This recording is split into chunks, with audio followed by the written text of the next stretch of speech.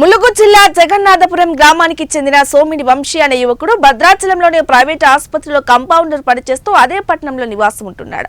భద్రాచలంలో వంశీ నివాసం ఉంటున్న గది సామ్రాట్ లాడ్జిని ఆనుకొని ఉంటుంది.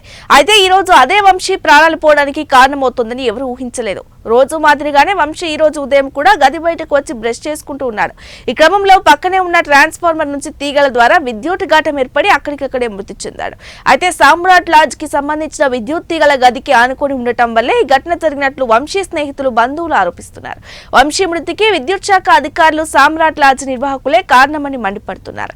ఫుట్పాత్ ను ఆక్రమించి గృహ నివాసాలకు ఆనుకొని ట్రాన్స్ఫార్మర్ ఏర్పాటుకు ఎలా అనుమతిస్తారంటూ ఆందోళన వ్యక్తం చేస్తున్నారు. ఈ ఘటనపై కుటుంబ సభ్యులు, CPI ML mass line party, ప్రజా సంఘాలు ఆందోళన చేపట్టారు.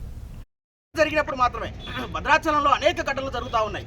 విద్యార్థి ఈరోజు 25 సంవత్సరాల ముద్ర చనిపోవడం కారణంతో తల్లిదండ్రులు ఎంత ఇబ్బంది పడుతున్నారో కూడా కనీసం అర్థం చేసుకోవాల్సినంత అవసరం ఉంది.